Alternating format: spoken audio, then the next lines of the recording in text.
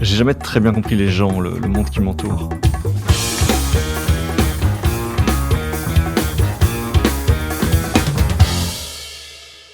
Bon, c'est l'occasion d'essayer. Je suis Guillaume Haché, vous écoutez 70 minutes avec.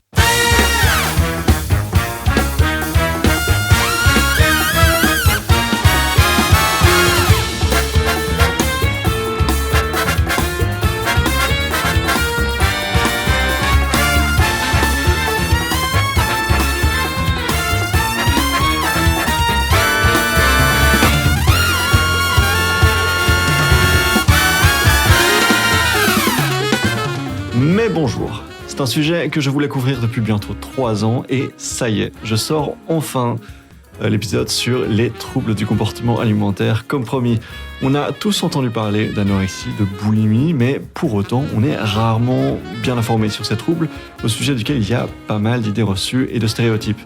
J'ai enfin pu trouver et réunir 2 invités pour en parler. Vous allez voir qu'il y a à la fois un psychiatre spécialisé en la matière, le plus grand spécialiste en Belgique francophone, m'a dit Olivier Klein, mais aussi une youtubeuse directement concernée par les troubles du comportement alimentaire, qui a su partager avec nous son expérience, son point de vue en la matière. J'étais très content de les recevoir tous les deux pour pouvoir croiser les regards. Concrètement, l'une était en France et l'autre était à ma gauche, donc il a fallu un peu bricoler pour enregistrer tout ça. Vous allez voir qu'il y a eu quelques couacs, vous remarquerez notamment qu'il y a eu pas mal de réverb chez tout le monde, et aussi que le micro d'Alison a lâché après environ 1 heure d'interview. Voilà. C'est toujours comme ça, on fait avec. Bonne écoute.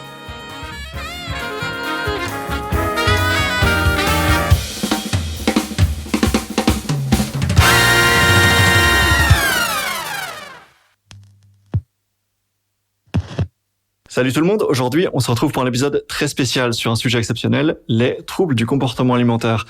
Et pour ce faire, j'ai non pas un, mais 2 invités d'exception, à commencer par le docteur Yves Simon. Bonjour docteur. Bonjour. Vous êtes donc docteur psychiatre spécialisé dans le traitement des troubles du comportement alimentaire, leur détection et leur traitement. Et nous sommes également rejoints par Alison. Salut Alison. Salut. Alison, tu es influenceuse, présente sur YouTube et Instagram, et tu vis à Nancy. On va explorer ensemble, donc comme je le disais, la question des troubles du comportement alimentaire, ce que ça signifie, comment ça se présente, et toutes les questions sociétales qui sont liées à ce sujet. Avant de se plonger au cœur de ce sujet-là, Alison, est-ce que je peux te demander, déjà, je ne l'ai pas précisé, mais donc tu es avec nous parce que tu as connu et tu connais encore, on va en parler, des troubles liés à la conduite alimentaire. Est-ce que tu peux nous raconter comment ça s'est présenté chez toi, à quel âge c'est apparu et voilà ton parcours un petit peu donc lié aux troubles du comportement alimentaire? Oui, bien sûr. Alors moi, c'est apparu durant mon adolescence, quand j'avais une 15aine d'années, même si je me souviens que bien avant ça, j'ai toujours eu un souci avec la perception de mon corps. Et ça remonte à mon enfance, je pense. Et ça s'est manifesté, oui, je devais être au tout début du lycée, par des vomissements. Tout simplement, mais pas réellement des crises. C'est-à-dire que parfois, j'estimais que je mangeais un peu trop, je me faisais vomir. Et au début, c'était très espacé. Et puis, en fait, au fur et à mesure des années, et surtout quand j'ai commencé à vivre seule, en fait, et à ne plus vivre chez mes parents, c'est là que les crises se sont beaucoup plus installées et j'ai eu des périodes où je mangeais très très peu, où j'alternais en fait des crises et des périodes de privation. Ça s'est amélioré ensuite vers mes, je sais plus, peut-être 27 ans, quelque chose comme ça. Ok, et donc c'est... une longue période quand même. Ouais, plutôt. Ah oui, complètement.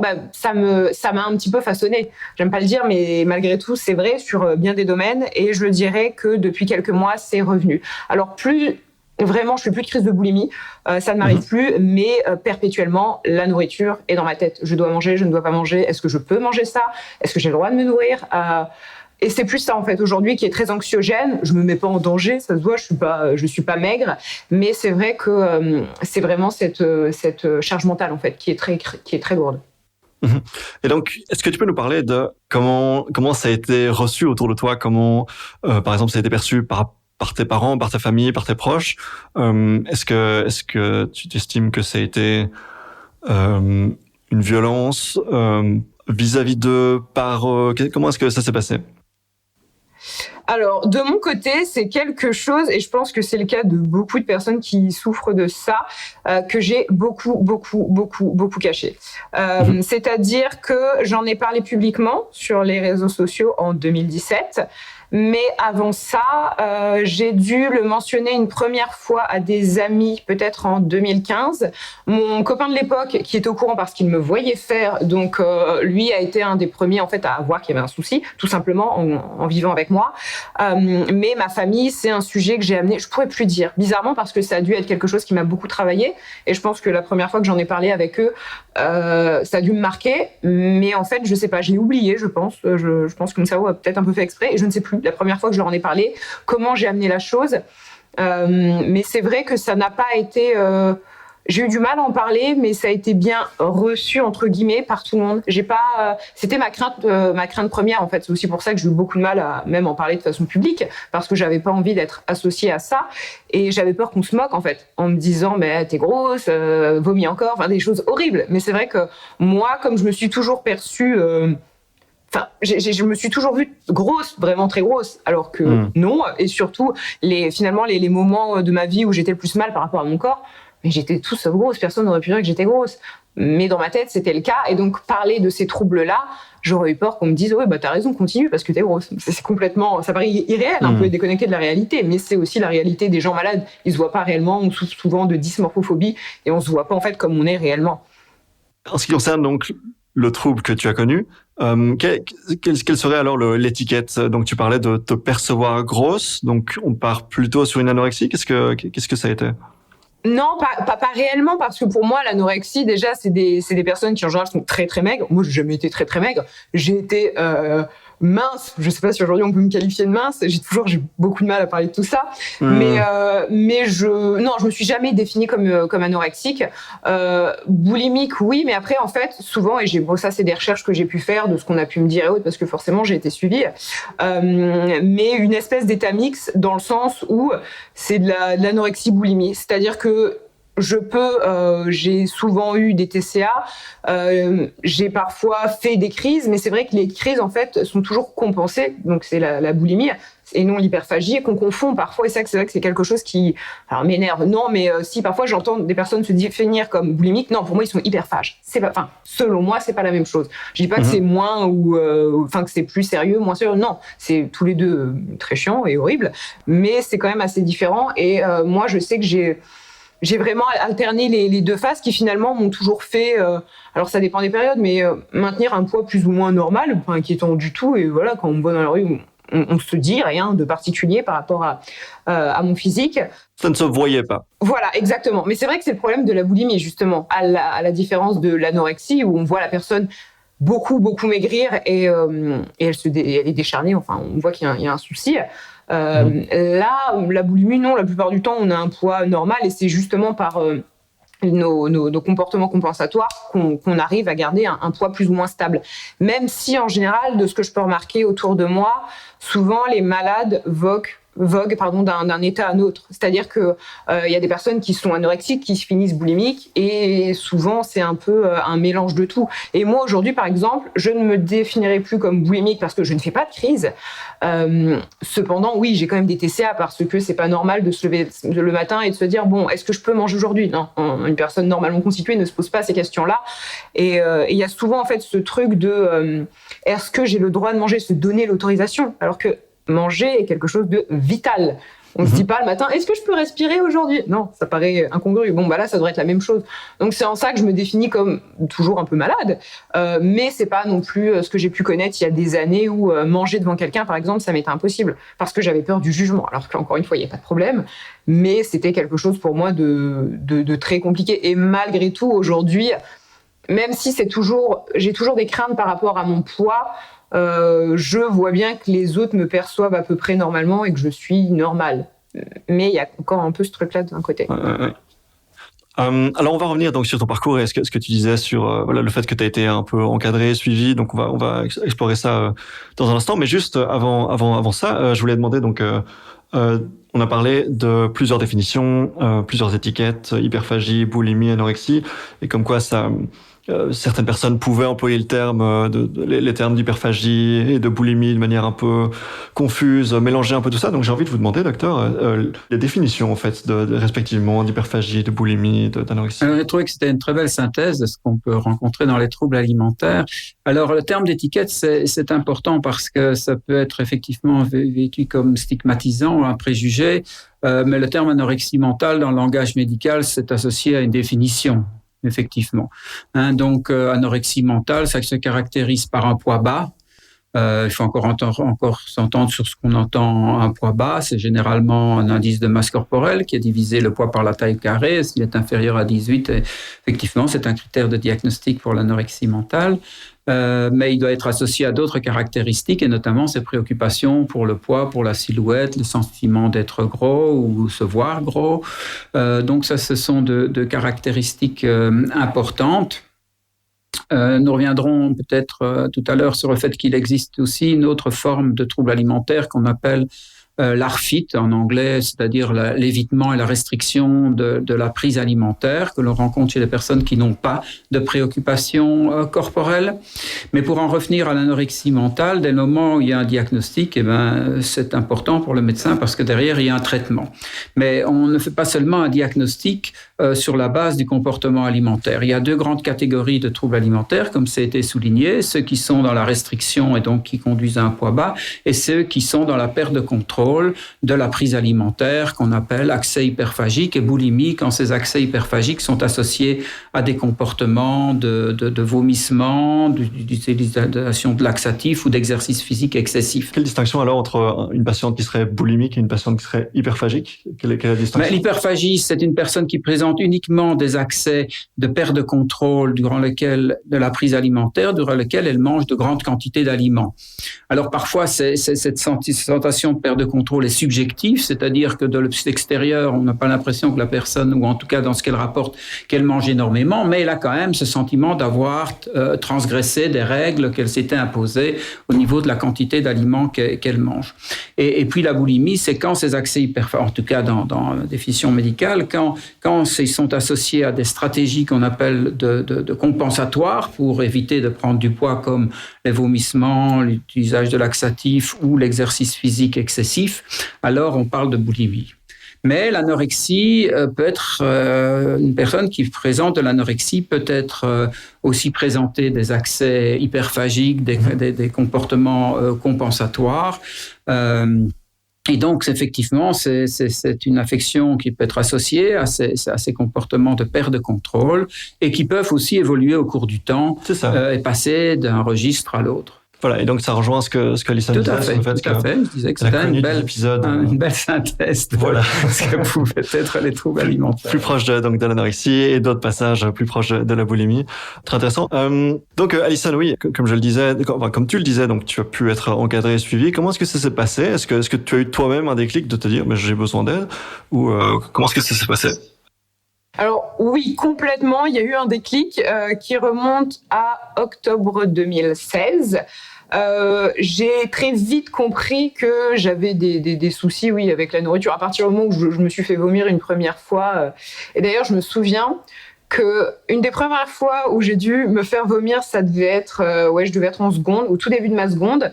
Mais c'était la toute première. Donc seconde, en France, ça correspond à 15-16 ans. 15 ans? C'est ça, ouais. C'est ça, 15-16 ans. Mais je me souviens, et c'est là qu'il y a un problème, je me souviens qu'au collège, donc collège, ça va de 11 à 14, une fois, je me souviens très très bien de ce moment, j'étais en voyage scolaire, j'ai mangé un kebab en Allemagne et je m'étais dit mais ça serait tellement bien si j'arrivais à me faire vomir après mes repas parce que je pourrais manger ce que j'aime. J'avais 13 ans, hein, donc c'est chaud quand même. Et je voyais ça comme un goal, quoi, comme un but. Et j'étais, avec le recul, je me dis ok, il y avait déjà un problème à la base. Mais c'est vrai que oui, j'ai eu un déclic en fait lors d'un voyage. J'ai vécu à Montréal, j'ai fait mes études à Montréal. Et en 2015-2016, ça a été des années très compliquées parce que je me suis réinstallée en France et j'ai emménagé seule. Donc ça a été la dégringolade parce que vivre seule, j'ai pu faire ce que je voulais niveau de la nourriture, il n'y avait aucun contrôle extérieur. Et je sais que ça allait pas très bien fin d'année 2016, donc je suis repartie à Montréal une semaine histoire de me ressourcer. Et j'ai passé la semaine en fait avec une amie une personne que j'estimais beaucoup, qui, elle, avait vu un psy pour un problème tout à fait différent, et qui m'avait dit, mais en fait, si là, Alison, il y a un problème, il n'y a pas de honte à aller voir un psy, c'est pas pour les fous. Et c'est vrai qu'on a facilement, alors de moins en moins maintenant, je vois déjà une différence entre 2016 et 2022, par exemple, où aujourd'hui, la santé mentale, on en parle beaucoup plus, mais sur des années en arrière ou même des générations précédentes, c'était pas forcément le premier réflexe. Il y avait la santé physique, le mental, on s'en fichait un petit peu. Et moi, à ce moment-là, donc cette amie m'a plus ou moins convaincue, et je sais que quand je suis rentrée à Nancy la semaine qui a suivi, j'ai pris un premier rendez-vous avec un psychologue, puis après j'ai vu une psychiatre aussi pendant un certain temps, J'ai arrêté et j'ai repris dernièrement, même si là ça fait un petit mois que j'y suis pas allée et que j'ai pas envie d'y aller. Mais je suis honnête. Non mais je suis honnête. Hein. Et ma psy, en plus, je l'ai croisée. J'étais à un concert et je l'ai croisée. Je l'ai regardée. Elle m'a regardée. On s'est souri. Mais c'est vrai que faut pas se forcer, je pense. Alors pour moi, c'est très important. En fait, la première étape, c'est d'en parler. Pas forcément à un psy, pas forcément à des amis, à un parent, quelqu'un de confiance. Quelqu'un qui saura recevoir la nouvelle, parce que tout le monde n'a pas la même sensibilité par rapport à ça. Donc c'est très important de choisir une personne de confiance et en qui on a confiance, tout simplement. Et l'étape suivante, oui, c'est de se faire encadrer avec un professionnel, bien sûr, mais je pense qu'il y a des moments dans notre vie où ça sert à rien d'y aller, parce que si on n'a pas envie de parler et si on ne veut pas parler, ça peut être un peu compliqué. Mais c'est aussi une étape qui est très, très, très, très, très importante, ça soulage. Mais je pars du principe qu'à partir du moment où la souffrance devient extrême, moi, je sais que j'ai été réticente, mais en fait, à un moment, j'en ai tellement souffert que je me suis dit, mais c'est pas possible, en fait. Là, sinon, je vois pas de solution. Il faut que j'y aille. Et c'est comme ça que j'y suis allée, par une amie donc qui m'a convaincue, qui m'en a parlé. Et voilà, pour moi, c'était une personne équilibrée. Je veux pas mal parler, mais c'est vrai qu'à l'époque, j'avais une image quand même assez négative de la thérapie.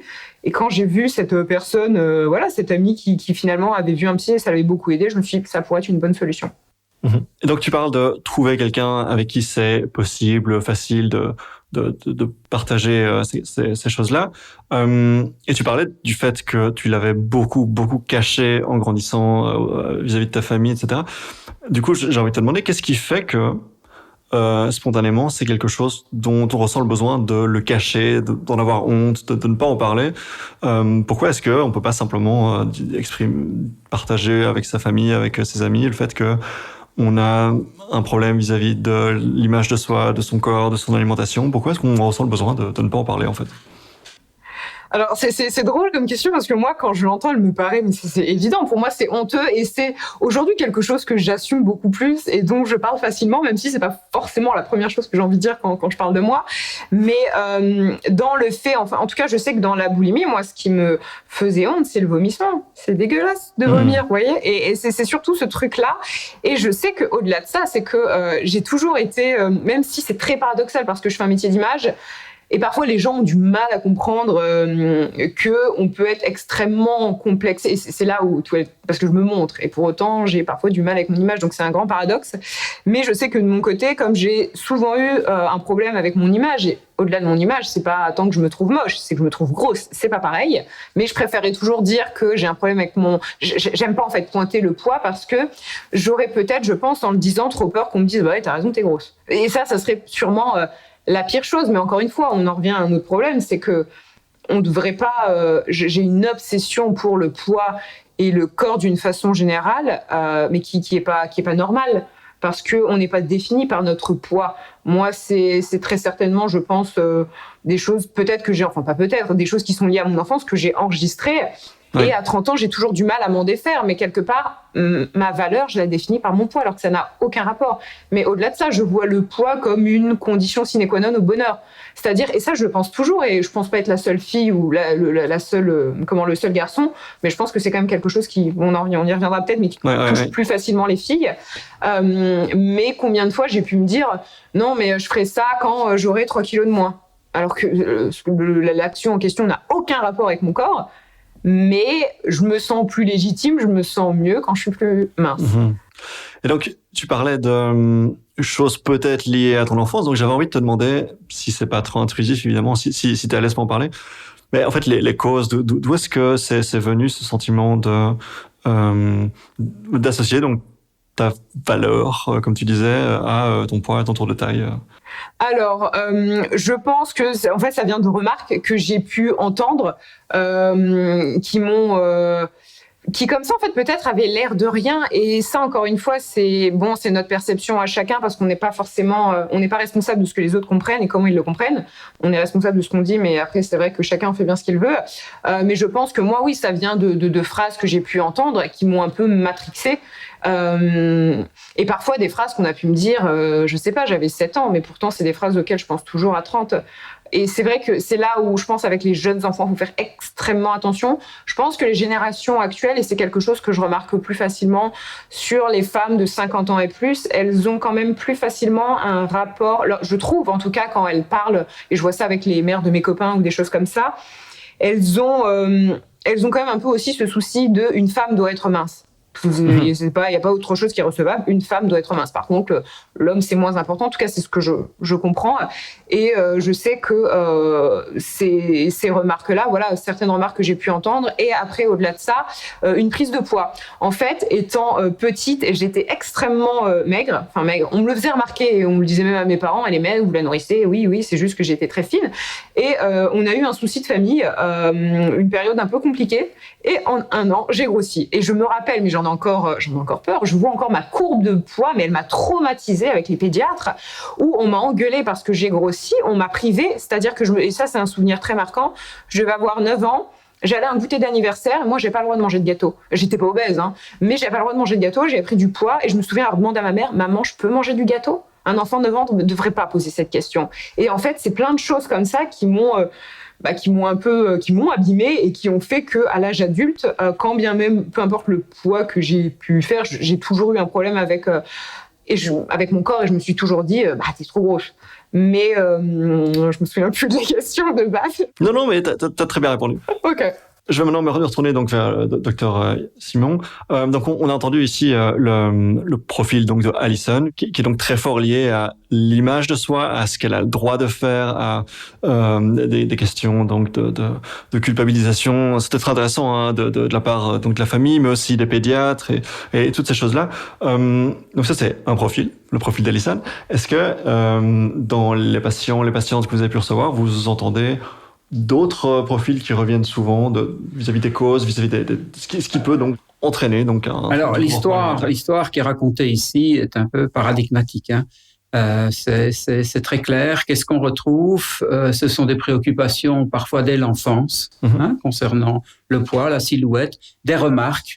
Mais les remarques, ça peut être des lunettes, ça peut être un acné, ça peut être d'autres éléments que simplement le poids. Mais à notre époque, c'est souvent effectivement le poids, l'encouragement pour une jeune fille qui, au moment de la puberté, prend du poids. Quelques remarques, mais tu dois faire attention à ton poids, attention, il faut pas que tu deviennes grosse. Alors que ce qui se passe à ce moment-là, c'est un développement physiologique qui est tout à fait normal. Certaines personnes grandissent avant de prendre de la morphologie, et d'autres prennent de la morphologie avant de prendre de la taille. Donc il y a des petites différences, mais au niveau de l'histoire, c'est pour moi tout à fait paradigmatique. Et ce qui, je pense, on a insisté, peut-être quelques petites informations complémentaires. Quand on essaye de comprendre comment commence cette affection, en général, c'est pas que la personne se dit je fais quelque chose d'étrange. Non, c'est un peu comme si c'était légitime. Dans un contexte dans lequel on est, contrôler son poids, son apparence, c'est tout à fait légitime. Et cela est renforcé par des remarques qui touchent naturellement la confiance en soi et l'estime de soi. Et généralement, on considère qu'il faut de 9 à 16 mois pour que des parents s'aperçoivent qu'il y a un problème chez leur fille. Et c'est vrai que c'est peut-être pas tenu secret, c'est peut-être secret. C'est vrai qu'il faut pouvoir en parler. Naturellement, plus elles en parlent tôt à leurs parents, mieux c'est, mais fort faut-il qu'elles aient la possibilité de communiquer ce qu'elles sont en train de vivre. Ce que je voudrais aussi souligner, c'est que comme dès le moment où ces personnes commencent à perdre du poids ou à restreindre leur alimentation, ce qui inquiète l'entourage, elles peuvent recevoir des encouragements pour manger normalement. Et donc, à ce moment-là, elles se retrouvent dans une situation où elles peuvent souffrir d'un grand sentiment de solitude parce qu'on leur demande de faire l'inverse de ce qui leur permet de se sentir bien. Ce qui permet de se sentir bien, c'est de faire régime, et on les encourage à manger. Donc, il y a une incompréhension qui s'installe, un sentiment de solitude qui peut être extrêmement profond chez une personne chez un jeune comme ça, qui développe ce type de stratégie alimentaire. Et donc, lorsqu'on les reçoit en consultation, la première chose à faire, outre l'anamnèse, c'est de ne pas simplement se focaliser sur les critères de diagnostic que je viens d'évoquer, mais de regarder de manière plus large quelle est la qualité de vie. Vous venez d'évoquer que il y avait peut-être des moments un peu difficiles dans la vie, il y avait ces remarques, il y avait des moments peut-être difficiles dans la vie familiale, donc des situations de stress, mais des situations de stress qui ne sont pas spécifiques, en tout cas aux troubles alimentaires, qui sont des événements de vie qui sont stressants, mais qui n'ont aucun caractère répréhensible, ou enfin je ne sais pas, naturellement il y a des situations, oui, mais pas nécessairement des événements qui semblent tout à fait traumatique, je dirais, mais parfois, malheureusement, ça existe aussi. Donc voilà, il faut élargir l'évaluation, et la première chose qui est à faire, c'est de donner à la personne la compréhension de ce qui s'est passé. Et ça, c'est très important, de donner une compréhension, que la personne comprenne un petit peu dans quoi elle est engagée et quelle est notre compréhension à la fois physiologique et psychologique du processus. Parce que les accès hyperphagiques ou les boulimies, c'est une conséquence de la dénutrition, mais mieux encore que la dénutrition, des règles que la personne se fixe dans sa tête. Elle se fixe des règles, elle n'arrive pas à les respecter, et donc à ce moment-là, elle se met en restriction alimentaire ou en attention alimentaire plus importante, et ça, c'est la raison du craquage et de l'accès hyperphagique. Et donc, quand on veut engager un traitement, la première chose à faire, c'est d'aider la personne à arrêter les vomissements et à mettre en place une structure alimentaire. Mais la première chose à faire, c'est de lui donner une compréhension de son problème sur la base des informations qui sont données. Par exemple, ce qui vient d'être dit ici est tout à fait paradigmatique, et on a des modèles qui sont très clairs et qui permettent de donner une compréhension de ce qui s'est passé. Voilà, donc ça rejoint donc l'expérience, le profil que Alison a présenté.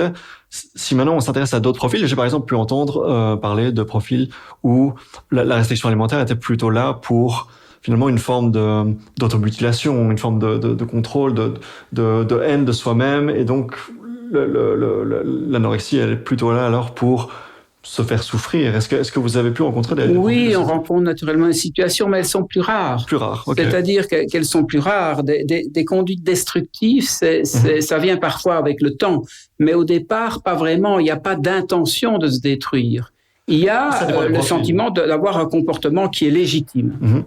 Mais alors, comme je l'ai souligné tout à l'heure, il faut regarder aussi, est-ce qu'il y a une symptomatologie anxieuse, de la dépression.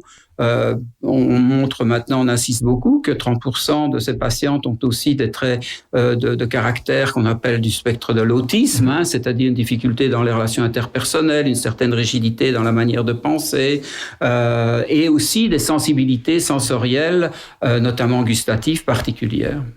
On parle de 30%? 30%. Mais attention, un profil autistique, ce sont certaines caractéristiques. Parfois, c'est plus profond, parfois, c'est moins profond. Et l'autisme n'est pas considéré comme une maladie, mais comme une manière... C'est un développement cérébral qui conduit à avoir un trait de caractère particulier. Et on peut les retrouver chez 30%. Et donc, c'est important de repérer, c'est ce qu'on appelle en quelque sorte des comorbidités ou des troubles associés, pour ne pas simplement se focaliser sur les préoccupations corporelles et sur le comportement alimentaire. Il faut aussi élargir l'évaluation, et notamment l'évaluation, c'est aussi la situation de vie. Et donc, c'est là qu'on voit vraiment qu'il y a donc un spectre de l'autisme, mais aussi un spectre des troubles du comportement alimentaire, puisqu'on peut arriver à la restriction alimentaire pour des questions d'image de soi, pour des questions de ce qu'on a le droit de faire, de comment est-ce qu'on doit être, etc. Donc les constructions que Alison a présentées. Mais on peut aussi y arriver donc via le chemin de l'autisme, et via donc des questions de quel serait alors le chemin entre une personne qui serait autiste jusqu'à l'anorexie. Alors la personne, il y a des traits. Alors parfois elle l'est, mais il y a des traits. Ce qu'il y a, c'est que les personnes consultent parfois 20 ans plus tard, parce qu'elles s'aperçoivent que leur manière de s'alimenter, effectivement, n'était pas habituelle. Mais souvent, quand c'est associé à une perte de poids, ce sont des jeunes qui consultent avec leurs parents, qui sont un peu inquiets du fait que l'enfant ou le jeune adolescent ne mange pas suffisamment, mais c'est généralement pas parce qu'il ne mange pas suffisamment, mais parce qu'il a des goûts alimentaires très particuliers. C'est ça. Donc des restrictions vis-à-vis donc des questions alors sensorielles. Il y a des espaces sensoriels. Alors, dans les émissions, on nous dit manger 5 fruits et 5 légumes. Or, justement, ces personnes qui ont ces caractéristiques, elles ont un répertoire alimentaire assez restreint. Ou bien elles ne mangent que des aliments auxquels elles sont habituées. Ok, donc vraiment, encore une fois, toute une série de profils différents qui sont possibles. Alors, il y a des profils différents. J'ai pas posé la question. En fait, les personnes donc concernées par les troubles du comportement alimentaire, on parle de quel pourcentage? À quel point est-ce que c'est fréquent? 3 à 8%. 3 à 8% des personnes connaissent... Adolescentes, oui. Et qui ont des formes subcliniques jusqu'à actuellement 17%. Et donc, il y a la question alors de si ces 3 à 8% sont diagnostiqués. Est-ce que... Non, ce sont des études épidémiologiques sur la base de questionnaires ou bien d'interviews pour évaluer des fréquences de maladies. On sélectionne une population, les femmes entre 12 et 16 ans, et puis on va en interroger un échantillon, et puis de ces échantillons, des résultats, on en tire des conclusions. Donc, une personne peut avoir un diagnostic d'anorexie mentale sans avoir été détectée et avoir traversé toute sa vie ou de nombreuses années avec un trouble alimentaire sans qu'il ait jamais été détecté.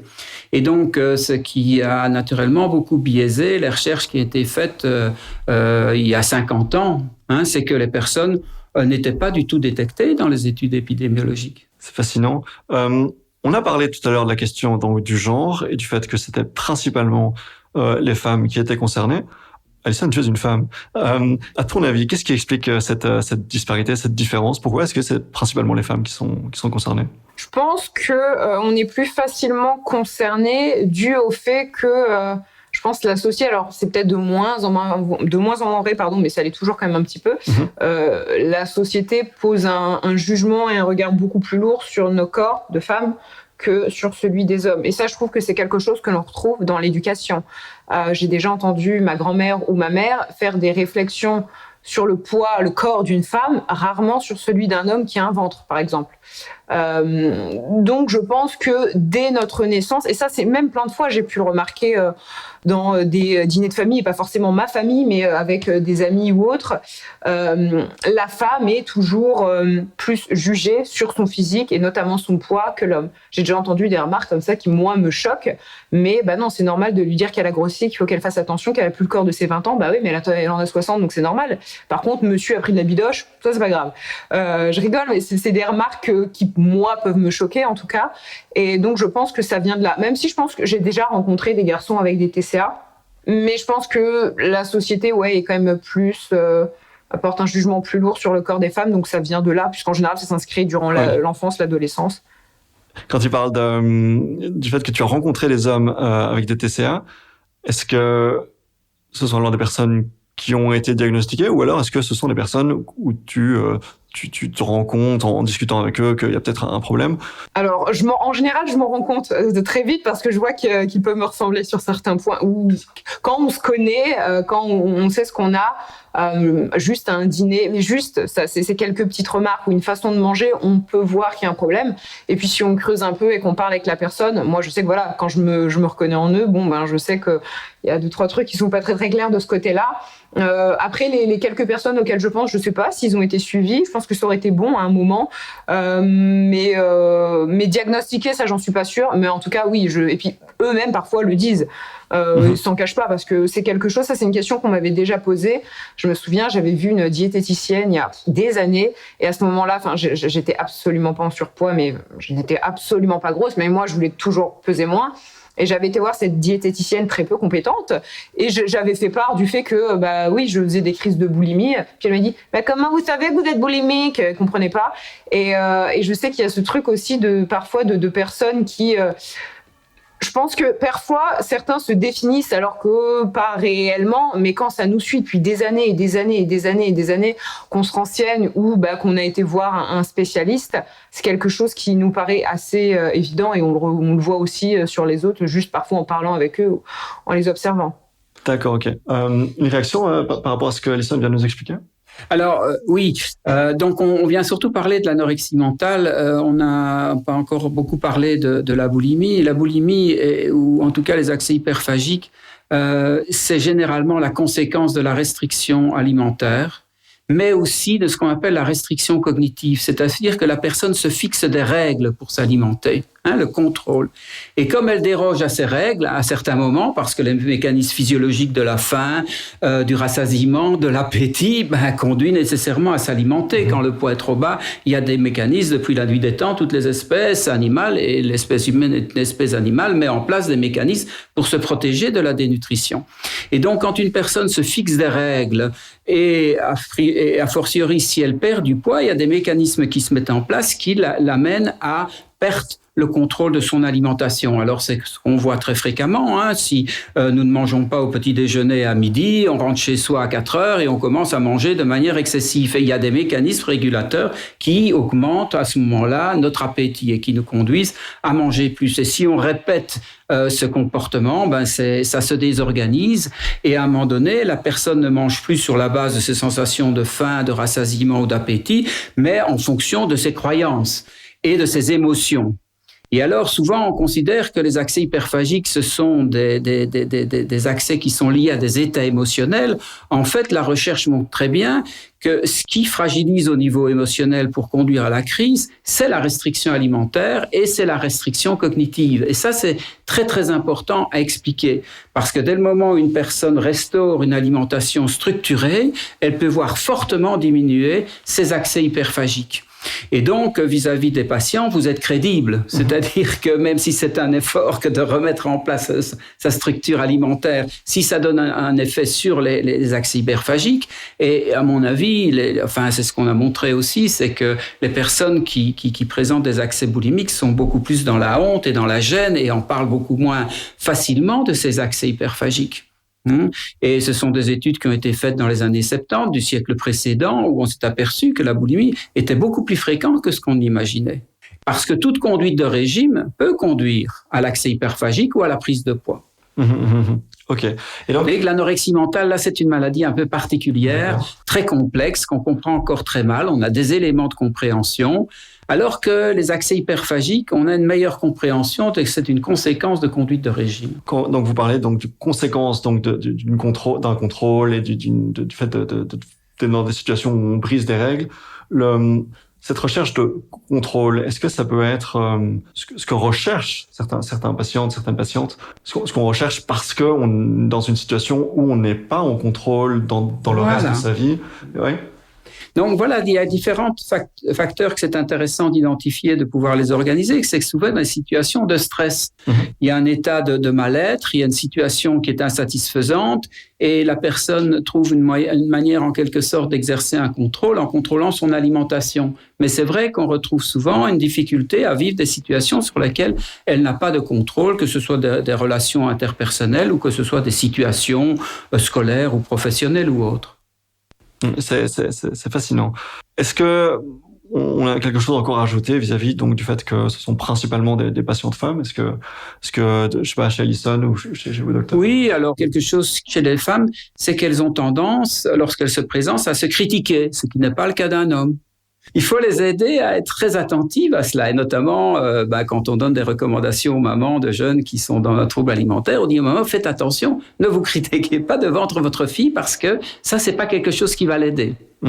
Voilà, aux papas, on donne d'autres recommandations, c'est de ne pas être critique à l'égard de leur fille, notamment sur le poids et sur les formes corporelles, ou sur toute autre femme, naturellement. Donc, on a parlé donc de construction sociale, du fait que la société, comme disait Alison, définissait donc le corps idéal d'une femme plutôt comme étant mince, lisse, ce qui n'est pas donc le cas pour les hommes. On va plutôt attendre des hommes un corps avec du muscle, avec un corps plus imposant.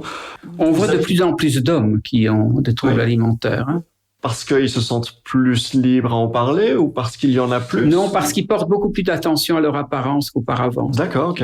Oui. Donc peut-être alors quelque chose qui serait lié donc à la présence des réseaux sociaux qui va peut-être... Voilà, les réseaux sociaux jouent certainement, jouent un rôle très, très important.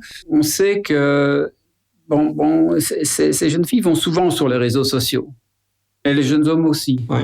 Mais on sait qu'ils sont beaucoup plus aidés par des relations réelles que par des relations sur les réseaux sociaux. Mais en même temps, les réseaux sociaux ont une fonction qui est à la fois importante parce que comme ils se reconnaissent dans les personnes qui sont sur les réseaux sociaux, ça diminue leur sentiment de solitude. Alors, c'est qu'ils disent souvent, tiens, cette jeune fille, elle était aidée dans les réseaux sociaux, on l'encourage. Moi aussi, je voudrais être encouragé. Moi aussi, je voudrais être soutenu. Et là, ce qui est important, et ça, c'est un élément très, très important, c'est là qu'il faut se tourner vers l'entourage et en particulier vers les parents. Il faut toujours intégrer les parents dans les procédures thérapeutiques. Ça, c'est très, très important. C'est vrai que la culture est importante, mais elle est surtout importante pour la boulimie et les accès hyperphagiques. L'anorexie mentale, c'est beaucoup plus complexe. Donc toujours dans la question de la culture et de la société et de ce qui nous construit en tant qu'individu et donc qui peut nous amener à des troubles du comportement alimentaire. La question de la classe, est-ce qu'il n'y a pas aussi une question de être gros, c'est être dans une classe inférieure et les riches, les personnes privilégiées sont plutôt dans une démarche où elles ont envie d'un corps idéal, d'un corps parfait, d'un corps. Est-ce qu'il n'y a pas un facteur de la classe sociale aussi qui vient jouer? D'abord, un point important. La prévention de l'obésité et la prévention des troubles alimentaires, c'est la même prévention et doit être centrée sur l'estime de soi. Ça ne doit pas être une prévention médicalisée ou diététique. En ce qui concerne l'obésité, effectivement, a augmenté de manière très importante ces 50 dernières années. Et plutôt dans les classes sociales paupérisées que dans les classes sociales qui sont favorisées. Ça, c'est vrai. Mais il y a des études qui montrent aussi que à calories égales, la calorie de graisse est moins chère que toute une autre calorie. C'est ça. Et donc, ça, ce sont des études très, très intéressantes qui ont été menées aux États-Unis. C'est que le choix alimentaire s'oriente aussi vers des aliments qui sont disponibles et peu coûteux. Oui, c'est plus facile de se nourrir chez McDo que dans un repas qui serait bien sur le plan diététique. Voilà, c'est plus facile, c'est plus accessible, c'est moins cher. Mais il y a aussi quelque chose qui est central dans l'obésité, c'est la génétique. On ne décide pas de son poids. C'est comme la taille, on ne décide pas de sa taille. On ne décide pas de son poids. Si ce n'est que le poids, on a le sentiment qu'on peut le réguler, qu'on peut le contrôler. Or, c'est faux. Dès le moment où on s'engage dans des conduites de régime, ce qui va se passer, c'est que soit on va présenter des accès hyperphagiques, soit on va faire des yo-yo et puis le poids va augmenter progressivement. Les femmes qui suppriment le goûter de 16 heures pour transférer la prise alimentaire au repas du soir prennent plus de poids dans les 10 ans que les femmes qui maintiennent le goûter. Donc, la régularité des prises alimentaires est importante. Donc, désorganiser les prises alimentaires, c'est quelque chose qui favorise l'obésité, qui favorise le surpoids, qui favorise l'accès hyperphagique. L'anorexie mentale, ça, c'est encore quelque chose de très, très particulier où là, on montre effectivement sur le plan immunologique, sur le plan métabolique et sur le plan cérébral, des modifications quand même qui sont quand même très, très claires. D'accord. Et donc, quand vous dites on ne décide pas de son poids, donc là, il y a vraiment, comme vous disiez, le facteur génétique. Le poids est régulé et il y a un poids c'est comme un thermostat pour un radiateur, vous mettez sur 25, la température sera à 25. Des personnes auront un poids naturellement à un percentile, à un poids qui sera bas, et d'autres personnes ont un peu d'embonpoint, et d'autres personnes sont dans l'obésité. Et ce n'est pas un choix. Et la meilleure preuve, c'est que toutes les thérapies qui visent chez les personnes en surpoids à perdre du poids échouent après 3 à 5 ans. Alors c'est peut-être une question un peu étrange, mais Alison, quand donc toi qui connais encore donc des troubles du comportement alimentaire, quand tu entends des phrases de type on ne peut pas choisir son poids, le poids, il est comme ça, c'est tout. Qu'est-ce que tu ressens intérieurement quand tu entends ça? Non, je ressens rien, mais ça me fait sourire parce que si on mange moins, on maigrit. Après, je suis d'accord. Moi, toute ma vie, j'ai fait du yo-yo et il y a encore pas très longtemps, j'avais 15 kilos de plus. Mais je me suis en fait accommodée de ça, je me suis résignée quelque part. J'ai pas un cancer, j'ai pas un cancer en stade terminal, j'arrive à vivre, à survivre. Survivre, c'est peut-être un peu dur comme mot, mais je m'en accommode. Mais oui, en soi, je suis d'accord, c'est vrai qu'on n'a pas tous la même génétique, très clairement. Après, je pense qu'on peut quand même toujours... alors, je sais pas, et ça, c'est peut-être mon côté mauvais qui parle, mais voilà, justement, oui. L'alimentation, c'est aussi, il y a des gens, moi je vois parfois des personnes autour de moi qui se plaignent d'être en surpoids. Oui, mais enfin, tu manges 4 raclettes par semaine. à un moment, c'est peut-être aussi lié à notre façon aussi de nous alimenter. Et moi, je sais que les périodes où j'ai grossi, c'est parce que je mangeais gras à tous les repas, quoi. Et les périodes où je pèse moins lourd, parce que je mange beaucoup moins gras. Le docteur a envie de réagir, je pense. Oui. Parce que ça, à mon avis, c'est un des éléments qui ressort de la recherche. C'est un des facteurs les plus solides. C'est-à-dire organiser son alimentation avec 50% d'hydrates de carbone permet de stabiliser son poids. Avec l'âge, on prend un peu du poids. Mais il y a, alors pas chez tous, chez à peu près 70 ou 80% des personnes, la meilleure manière de ne pas prendre du poids, c'est de manger régulièrement, ne jamais laisser plus de 3 à 4 heures entre 2 repas et de faire de ces repas des repas qui principalement, ou 50%, sont des féculents. Ça, c'est très clair.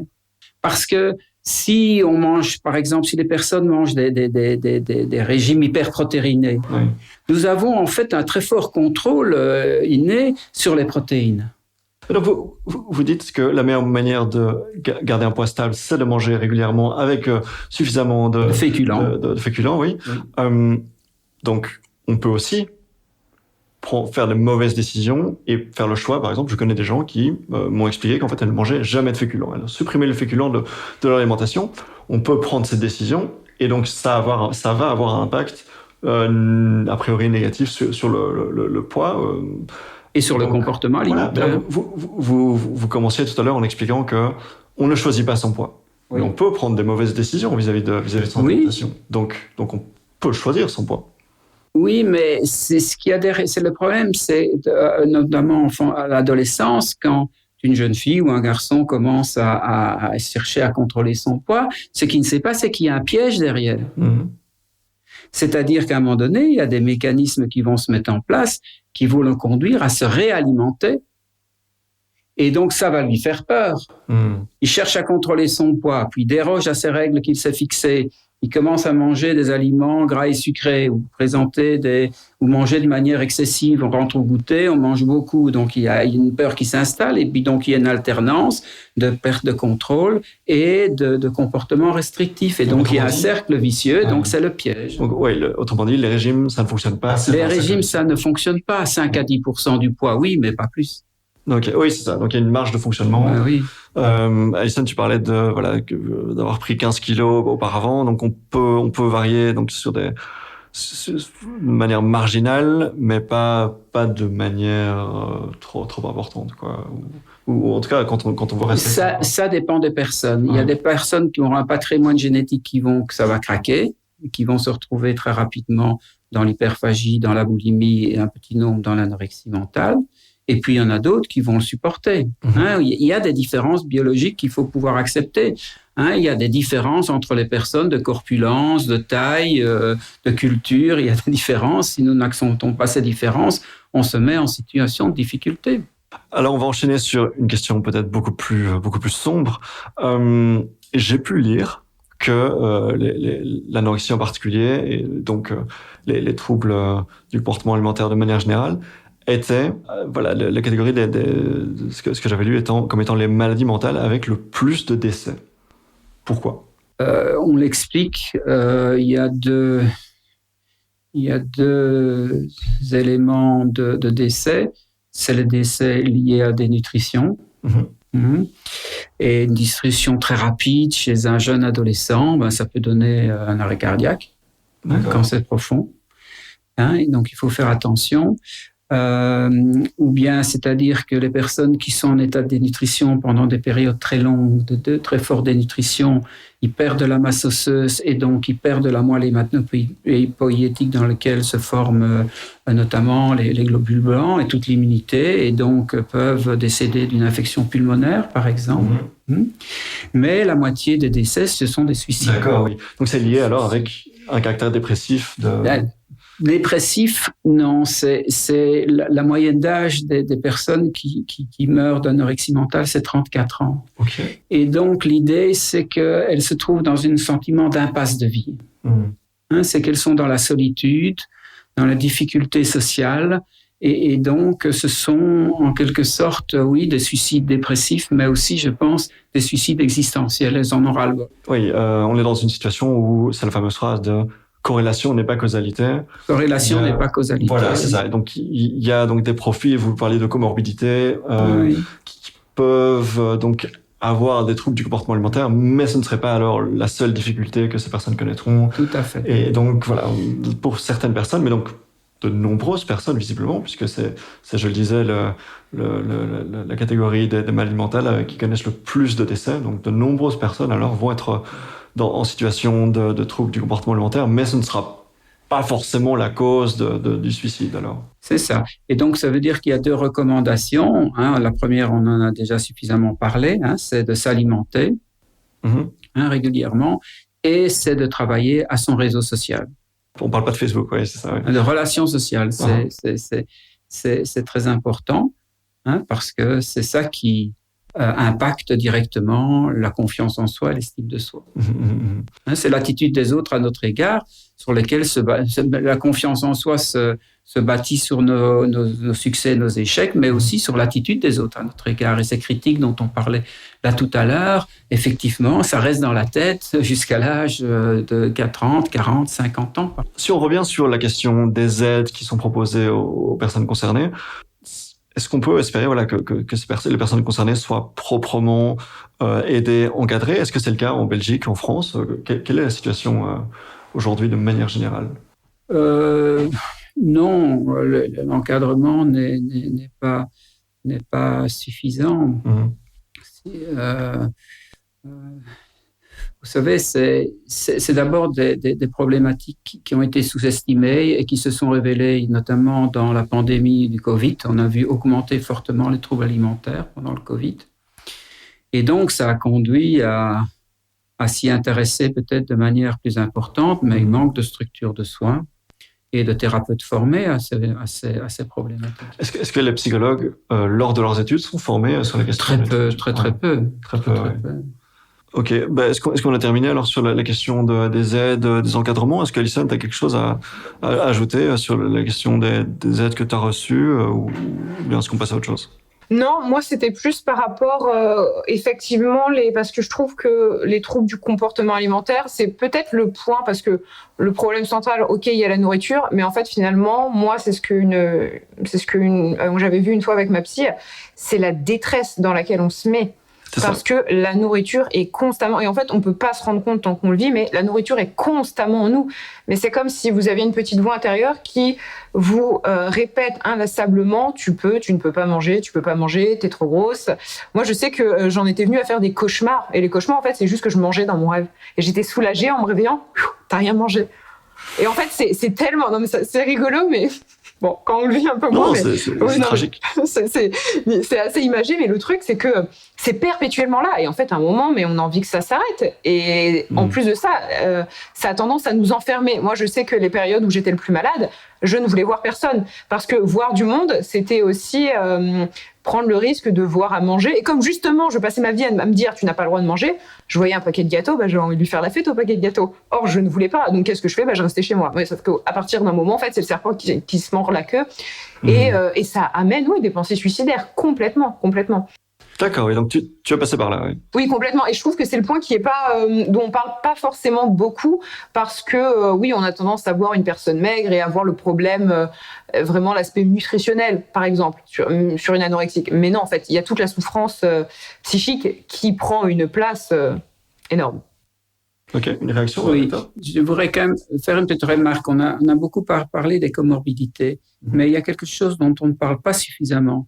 C'est que si les préoccupations corporelles, c'est au cœur, ou les perceptions corporelles, c'est au cœur des troubles alimentaires. Par contre, les préoccupations alimentaires, c'est lié à la dénutrition.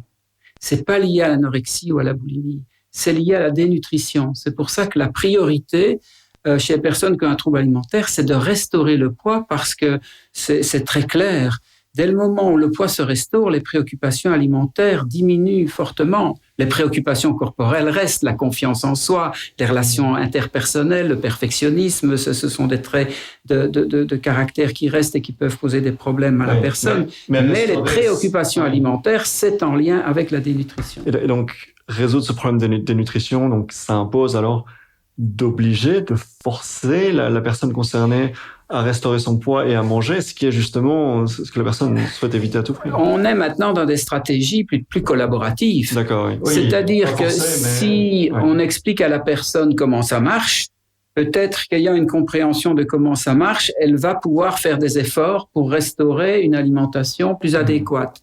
Et l'expérience qu'elle va faire de cette alimentation plus adéquate, le bénéfice qu'elle va retirer de cela, le problème, c'est qu'elle ne veut pas l'avoir immédiatement.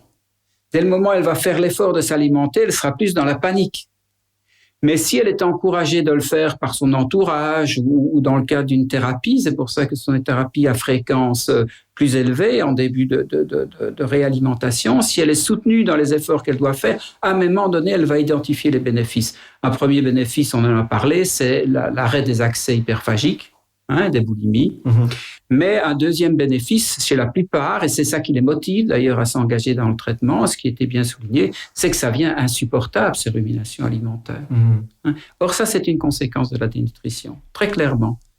Ça a été très bien démontré. Alison, toi, tu as fait le choix, donc, on l'a dit, d'en parler publiquement. Est-ce que ça a été facile pour toi ?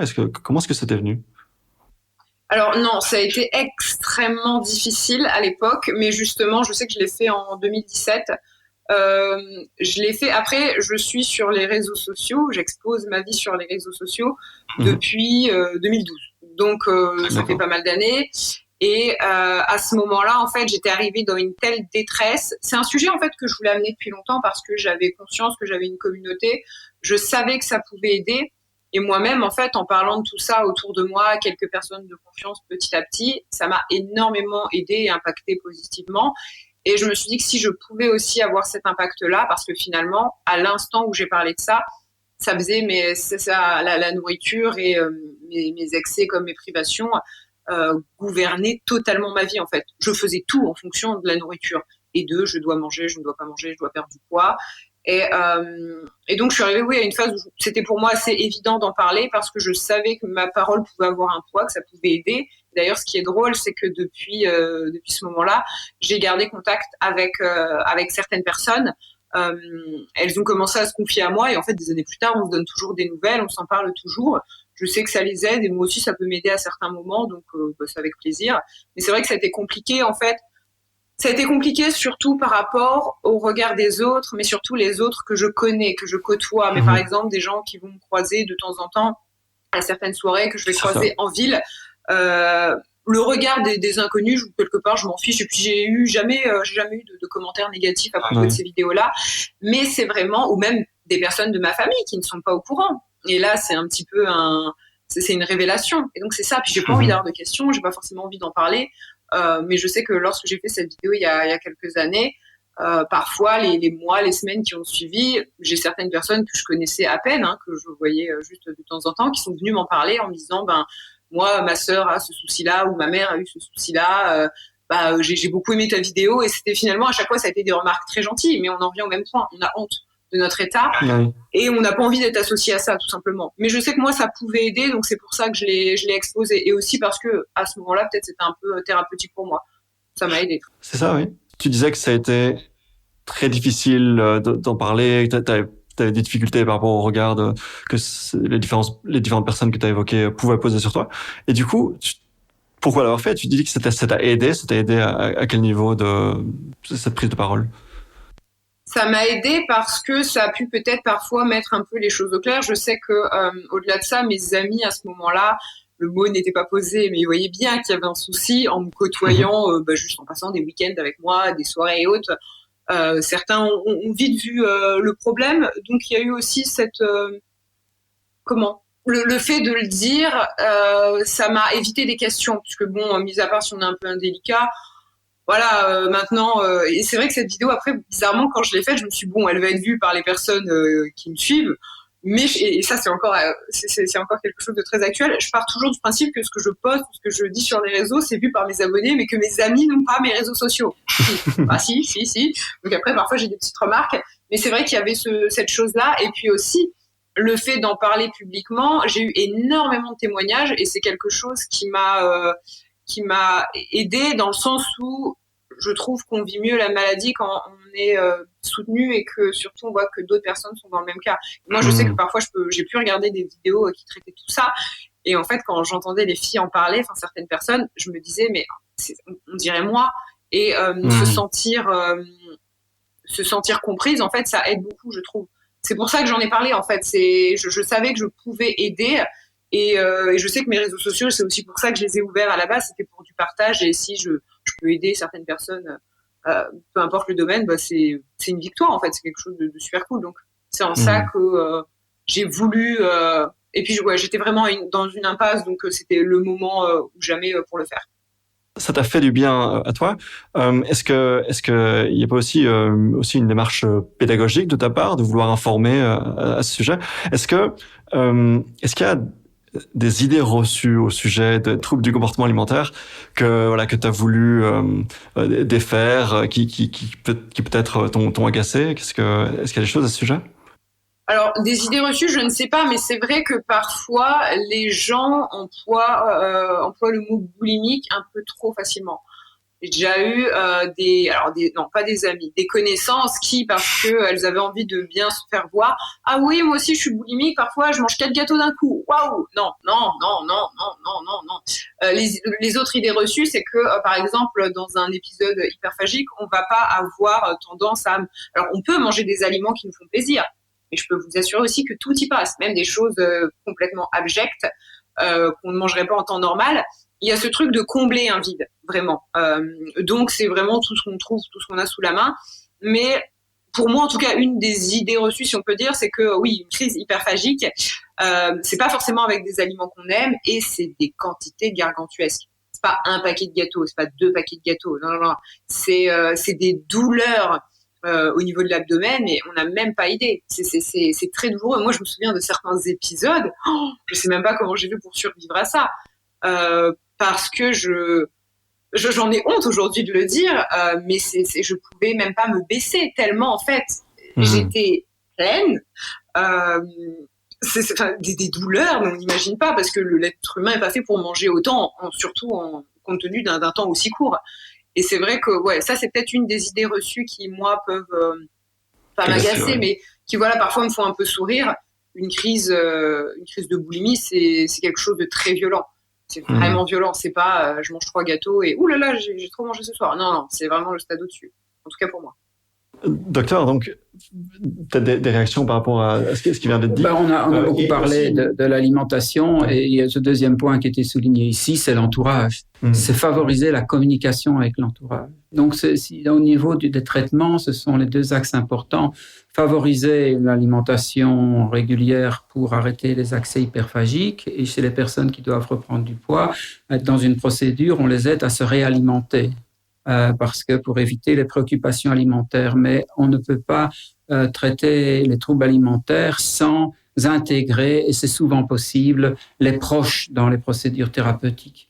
Alors, quand ce sont des jeunes, 12, 13, 14 ans, les parents peuvent avoir des rôles importants dans l'aide à la renutrition. Quand ce sont des jeunes adultes et des adultes, ce sont des conjoints ou des amis, ils ne doivent pas trop s'occuper de l'alimentation. Mais ce qui est important, c'est que la communication puisse se faire, et notamment dans les moments difficiles, c'est extrêmement important. Donc, c'est de travailler les relations interpersonnelles. Et juste une réaction par rapport à ce qui a été dit sur elle parlait de douleurs que ça pouvait entraîner les crises d'hyperphagie. Je suis désolé de revenir là-dessus, mais donc la question des décès, vous expliquez que les décès étaient principalement survenaient lors d'épisodes où on ne se nourrissait vraiment pas assez. Est-ce qu'il peut y avoir des décès lors de crises d'hyperphagie aussi? Oui, c'est assez exceptionnel. On peut avoir une déchirure de l'estomac. Ouais, ok. Donc, peut-être une question qui se destine à vous deux. Pour les personnes qui nous écoutent et qui ont dans leur entourage des personnes qui sembleraient peut-être avoir des troubles du comportement alimentaire, mais qui, voilà, comme on le disait tout à l'heure, le cachent, n'en parlent pas. Est-ce que vous avez des conseils, donc, pour les personnes de l'entourage, comment elles peuvent intervenir, comment elles peuvent gérer ça, puisque la personne n'a souvent pas du tout envie qu'on intervienne, justement. Alison. Effectivement, c'est quelque chose de très délicat et j'ai eu l'exemple pas plus tard que la semaine dernière.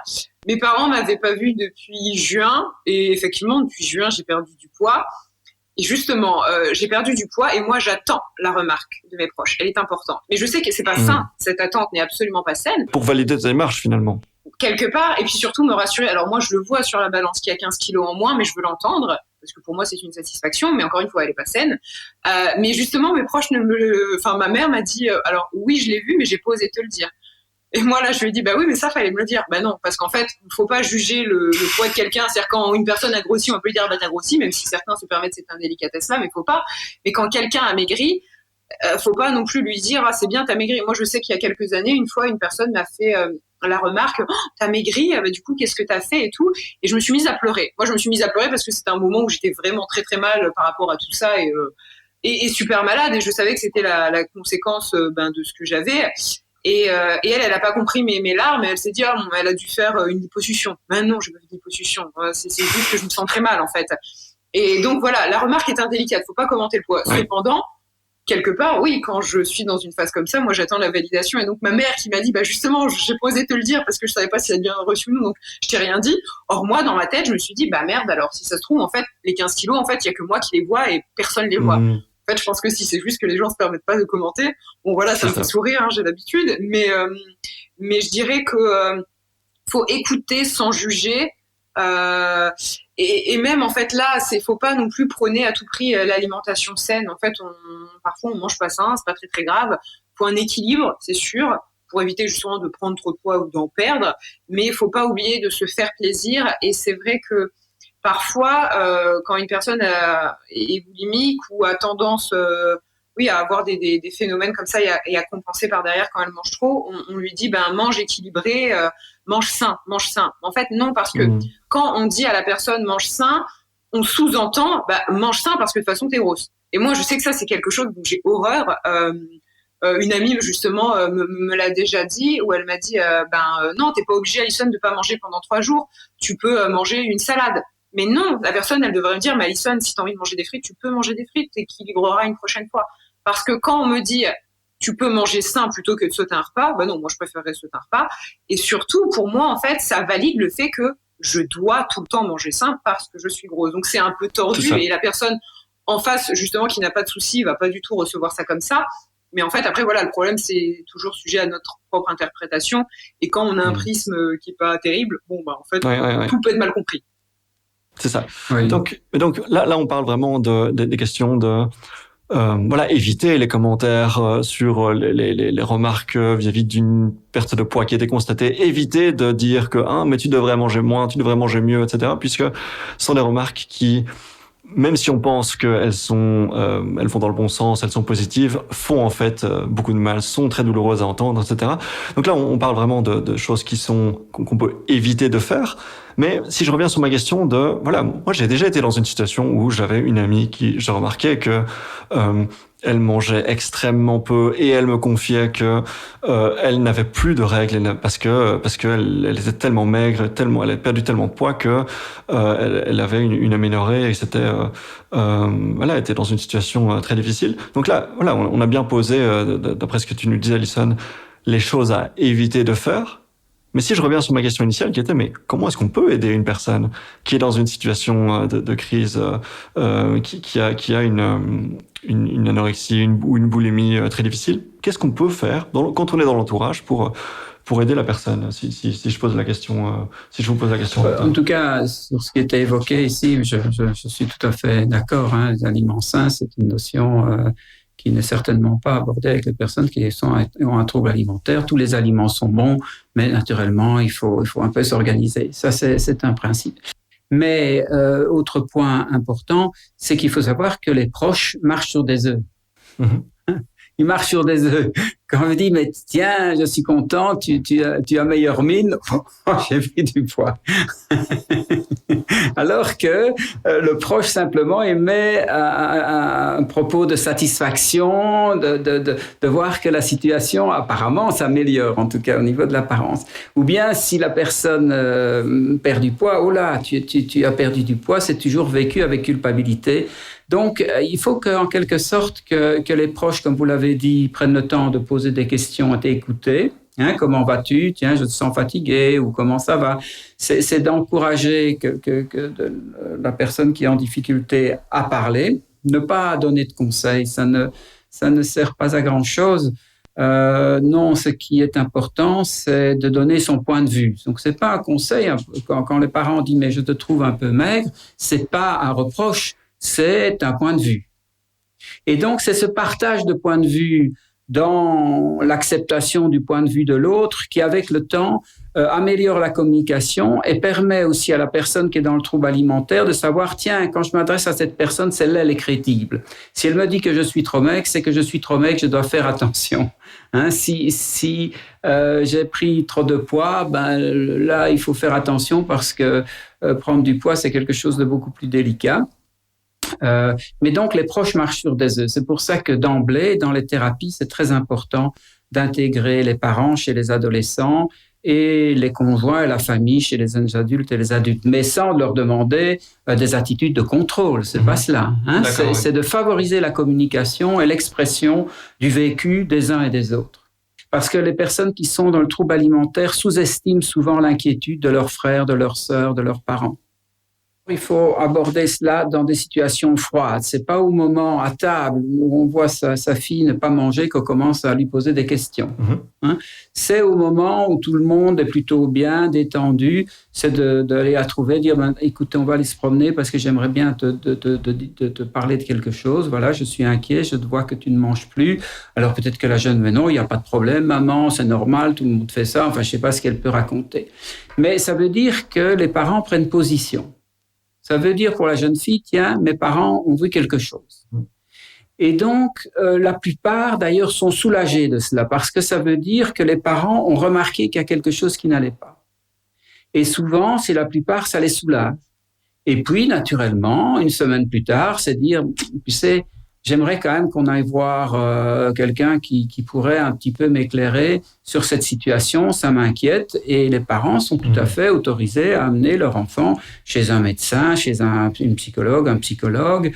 Donc y aller progressivement par étapes et pas d'un seul coup. Par étapes et pas d'un seul coup. Et puis dès le moment où la discussion est engagée, être, grâce à un professionnel, être dans une évaluation tous les 15 jours et de voir un peu comment la situation évolue.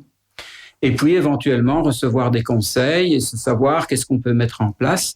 Mais généralement, ces jeunes filles ont besoin de ressentir l'intérêt qu'on leur porte. Qu'on leur porte de l'intérêt, qu'on leur porte de l'affection. C'est très important. Donc, il faut pas que ce soit de la critique ou des engueulades. Ça va casser tout. Ça va à l'inverse de ce que le parent souhaiterait obtenir. Donc, il faut rester très calme, très bienveillant, mais en même temps très clair. Écoute, là, il y a quelque chose qui ne va pas. On n'est pas sûr, on n'a pas le même avis. Mais là, moi, j'aimerais avoir un avis. Avec un adolescent. Oui. Question peut-être un peu saugrenue, un peu étrange, mais Alison, est-ce que toi donc on expliquait tout à l'heure que tu parlais pas du tout de ça avec tes parents. Est-ce que en entendant Dr Simon parler de démarches qu'un parent pourrait entamer pour aider une adolescente en difficulté, est-ce que toi t'aurais apprécié une démarche comme ça de la part de tes parents? Je sais pas. Ils ont toujours ils ont jamais remis en cause ce que je pouvais dire ou autre, mais je sais pas si si je prends pas mon cas, je trouve les conseils tout à fait pertinents. Et effectivement, c'est vrai qu'il faut prendre les choses à froid. Et oui, malgré tout, pour moi, quand ce genre de comportement-là, enfin les TCA, pour moi, c'est les causes d'un mal-être qui est autre. Ouais. Mais il y a un mal-être de base, il y a un souci. Donc, voir que les gens se soucient et ont remarqué, c'est plaisant. Je sais que dernièrement, j'ai parlé avec une amie et j'ai vu qu'elle s'inquiétait. Et ça m'a soulagée. Donc oui, ça je suis complètement d'accord parce que quelque part c'est un peu une recherche aussi d'attention. Et quand je dis ça, c'est pas du tout un jugement, hein, mais il y a un souci. Pour moi c'est une détresse et on la manifeste. Certains vont manifester ça différemment, pardon, mais c'est aussi une façon. On a envie en tout cas, on a besoin qu'on se préoccupe de nous parce qu'il y a un souci. Après, moi, je sais pas si dans mon cas. Non, parce que c'est un sujet qui m'a toujours mis assez mal à l'aise avec mes parents. J'en parle pas vraiment avec mes parents. J'ai pas envie d'en parler, très honnêtement. Je sais qu'ils peuvent comprendre, mais avec ma famille, d'une façon générale. J'en parle beaucoup à mes amis, mais j'ai pas envie d'en parler avec ma famille. Bon, voilà, après, ça, c'est mon histoire, mais ça me met mal à l'aise plus qu'autre chose. Bon, si je peux éviter ça. Ce qu'aiment les parents, c'est que leur fille leur dise ce qui l'aide et ce qui ne l'aide pas. Simplement ça. Ça, c'est déjà quelque chose que la jeune fille puisse dire à ses parents, tiens, quand tu fais ça, ça m'aide, quand tu fais ça, ça ne m'aide pas. Ouais. Donc ce que j'entends, c'est que ça fait du bien à l'adolescente d'entendre donc qu'on se soucie d'elle, de son bien-être, et que c'est quelque chose qui peut être positif. Et inversement, ça peut faire du bien aux parents d'entendre, finalement, comme vous le disiez, ce qui aide et ce qui l'aide, ce qui ne l'aide pas. Ouais. Ok. Et donc, mais là, c'est intéressant de voir que pour Alison, on entend que oui, ça peut aider les autres, mais moi, j'aurais pas du tout aimé qu'on entame cette démarche avec moi. C'est un peu ça que j'entends. C'est ça, mais aussi c'est vrai que le truc c'est que moi quand ça a commencé, quand j'avais une quinzaine d'années, en gros de mes 15 à 18 ans, parce qu'à partir de mes 18 ans je suis partie vivre à Montréal, donc mes parents, je les voyais une fois par an, et je suis revenue vivre en France en 2015, donc j'avais 24, quelque chose comme ça, j'approchais de mes 24 je crois, 23 je sais plus, bref, c'est vrai que ado, c'était pas non plus une souffrance. En fait, ça s'est installé de façon assez pernicieuse et ça a été assez graduel. Mais c'est vrai que au lycée, alors j'étais matrixée par mon poids et par le fait qu'on me trouvait grosse, alors que je n'étais pas grosse, mais pour moi c'était quand même le problème numéro 1 dans ma vie. Mais au niveau de mon alimentation et puis aussi parce que je mangeais avec mes parents et globalement, il n'y avait pas de quoi s'inquiéter. Ou du moins à ce moment-là. Ça aurait été bizarre de leur part qu'ils me fassent une réflexion par rapport à ça parce que ça allait encore. C'était plus psychologiquement pour moi que ça commençait à être difficile. Et parce que oui, je vomissais quelques fois et ça déjà, c'est pas normal en fait. C'est pas normal. Mais je sais qu'à l'époque, je dis pas que ça n'aurait pas été pertinent, mais ça aurait été un petit peu bizarre. Et puis finalement, les années d'après, oui d'ailleurs, autre chose qui pourrait être assez intelligent à rajouter, c'est que justement, moi, les épisodes où ça va pas par rapport à mon alimentation, je fuis ma famille. Je ne veux pas la voir. Parce que je ne veux pas les inquiéter, mais parce qu'aussi, je sais que passer du temps avec ma famille, ça va être faire 3 repas par jour que je ne contrôle pas. Et alors ça, moi, ça me met dans une détresse incroyable, donc je préfère ne pas voir ma famille. Et du coup, finalement, mes parents m'ont jamais vu, je pense, au plus mal, parce que c'est des moments, et je sais que j'ai déjà passé 1 an sans les voir, quasiment, il y a quelques années, parce que je sais que moi, ça va me mettre dans une situation compliquée de je vais pas contrôler mon alimentation. Et je préfère encore rester toute seule chez moi. Mais bon, c'est le serpent qui se mord la queue, encore une fois. On approche tout doucement donc de la fin de cet entretien. Énormément de choses évidemment à aborder quand on parle des troubles du comportement alimentaire. On n'a pas parlé par exemple de l'orthorexie qui est vraiment un profil spécifique. Il y a plein de choses qu'on aurait pu encore aborder. Voilà, le temps malheureusement est limité, même si on a pu parler longuement de plein de choses différentes. Avant de se quitter, est-ce qu'il y a des choses que vous avez envie d'ajouter, des choses dont vous êtes frustré, qu'on n'a pas pu aborder encore jusqu'à présent? Je sais pas, Alison? Non, moi la seule chose que je voudrais ajouter, mais en fait c'est parce qu'effectivement ça fait beaucoup de sens, mais je sais que c'est quelque chose que j'applique pas par exemple en ce moment, c'est la clé en fait pour se sortir de tout ça. Effectivement, c'est de faire 3 repas par jour et de manger, parce que plus on est dans la restriction, et moins ça fonctionne, même si la restriction nous rassure. En fait, on peut pas aller mieux tant qu'on n'accepte pas et tant qu'en fait on arrête le fait de grossir on voit le fait de grossir comme quelque chose de grave et d'insurmontable. C'est vraiment, il faut se décoller du fait de moi pendant longtemps, et c'est encore un truc que je peux penser, c'est grossir égale mourir. C'est-à-dire que grossir, c'est la pire chose qui puisse m'arriver. Mais en fait, non, il y a bien plus grave dans la vie. Mais tant qu'on a cette pensée et que du coup, on est tout le temps à se dire je ne dois pas manger ou je dois manger ça, mais surtout pas ça, tant qu'on ne quitte pas ces pensées-là, on s'en sort pas. Mais c'est vrai que, et c'est là tout le problème, quand on est dans des phases de restriction comme ça, oui, on incite, mais c'est pas tenable toute une vie. Et à partir du moment où on mange un peu plus, on grossit. Et ça, en fait, il faut l'accepter. C'est ça. Ça, c'est compliqué, mais il faut l'accepter. Sinon, les restrictions en fait amènent que du mauvais, même si ça nous rassure. Donc, plus on accède, plus on valide ces pensées-là, plus elles seront présentes et plus on aura encore davantage envie d'y accéder, de les valider. Donc, ça, c'est un tourbillon, quoi. Donc, il faut la démarche initiale de, prendre, consommer ces 3 repas par jour, etc., et se forcer à en sortir. Finalement, ça amène à ce que les pensées soient de moins en moins présentes, si je comprends bien. Ouais, c'est ça. Moi, je sais qu'à certains moments, ça m'est déjà arrivé de penser, ce soir, je fais une crise, mais c'est la dernière. Et puis demain, je mange plus. Et puis après-demain, je mange. Mais non, c'est pas tenable. Personne ne vit comme ça. Donc c'est le souci en fait. On est toujours dans cette démarche de après ça, c'est fini. Et puis surtout demain, je mangerai pas ou demain, je mangerai de compote et ça sera fini. Mais en fait non, Nico, complètement. Ok, docteur, quelque chose à rajouter avant qu'on se quitte?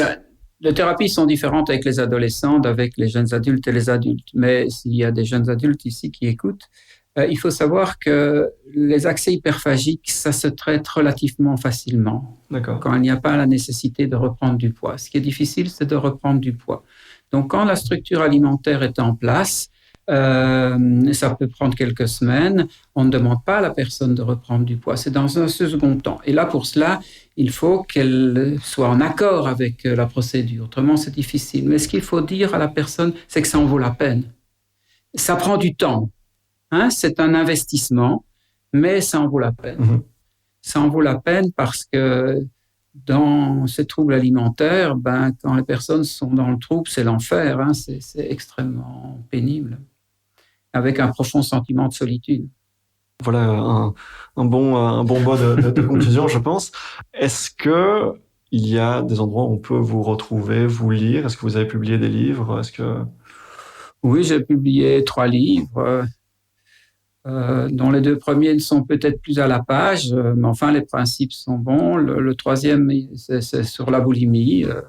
En fait, les techniques ont encore évolué parce qu'on a acquis des certitudes. Par contre, il y en a qu'on peut conseiller aux parents, comment aider votre fille à sortir de l'anorexie. C'est pour les enfants d'adolescents, chez Odile Jacob. Et là, beaucoup de parents sont très, très heureux d'avoir ce livre parce que ça leur donne un petit peu des indications à la fois pour comprendre et savoir ce qui aide et ce qui peut ne pas aider leur fille. Et donc, comment aider votre fille à sortir de l'anorexie? Comment aider votre fille à sortir de l'anorexie? Et c'est publié chez Odile Jacob. Ali, toi, de ton côté, où est-ce qu'on peut te retrouver? Moi, sur les réseaux sociaux, du coup, principalement sur Instagram et YouTube, sous le pseudo Ali Fantasy, donc A2LY et Fantasy, comme les fantaisies au pluriel. Super. Bien, merci à vous deux pour ces 70 minutes, un peu plus de 70 minutes passées ensemble. Et on se retrouve alors dans une semaine, en fait, pour un prochain épisode. Merci, au revoir. Si, au revoir. Au revoir. C'est déjà tout pour cet épisode de 70 minutes avec. J'espère que ça vous a plu. Je sais que c'est un projet qui tenait vraiment à cœur à Alison. N'hésitez pas à partager l'épisode et à nous taguer sur les réseaux sociaux pour nous dire ce que vous en avez pensé. J'ai hâte d'avoir votre avis. Pour d'autres épisodes de ce type, n'hésitez pas à vous abonner sur votre plateforme de podcast préférée et à remonter dans les archives. On a par exemple pu parler d'endométriose, de schizophrénie et d'autisme. On se retrouve dans une semaine. Portez-vous bien.